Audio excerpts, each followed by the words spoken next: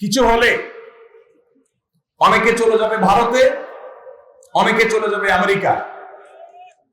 আমরা হুজুররা এই দেশের মাটি ছেড়ে কোথাও যাব না ইনশাআল্লাহ। আপনারা কেউ ভারতে যাবেন, কেউ আমেরিকায় যাবেন, কেউ ইংল্যান্ডে যাবেন, কেউ ইউরোপে যাবেন, আপনাদেরকে ওয়েলকাম গোটা পৃথিবী করবে।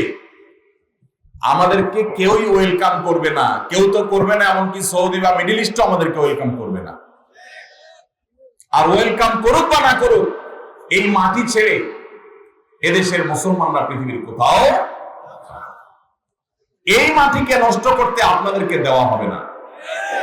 আপনারা এই মাটি নষ্ট করবেন, করে এরপরে বিদেশে পাড়ি জমাবেন, এদেশকে লুট করে নিয়ে চলে যাবেন, এরপরে বিদেশে গিয়ে স্বামী সন্তান নিয়ে বেঁচে থাকবেন।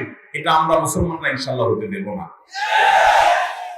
আমাদের এই সমাজকে নষ্ট করে সেখানে যুবকদেরকে চরিত্রহীন করে তাদের কাছে জেনা ব্যভিচারকে ডাল ভাত করে দেওয়ার জন্য এদেশের যে সমস্ত নাটক সিনেমাগুলো দায় আছে, বিবাহ বহির্ভূত সম্পর্কের কারণে যত বাবা মার অবাধ্যতার ঘটনা ঘটেছে, যত অসামাজিক কার্যকলাপ হয়েছে, যত ভ্রূণ হত্যা হয়েছে, যত গর্ভপাত, অবৈধ গর্ভপাতের ঘটনা ঘটেছে, যত আত্মহত্যার ঘটনা ঘটেছে, যত শিক্ষার্থীর শিক্ষা জীবন ধ্বংস হয়েছে, ক্যারিয়ার ধ্বংস হয়েছে, তার সবগুলোর জন্য এই দেশে এই বিবাহ বহির্ভূত সম্পর্ককে নাটক সিনেমার নামে, নোবেল উপন্যাসের নামে যারা প্রতিষ্ঠিত করেছে, তারা এই সমস্ত অপরাধগুলোর জন্য দায়ী এবং তাদের বিচার হওয়া উচিত।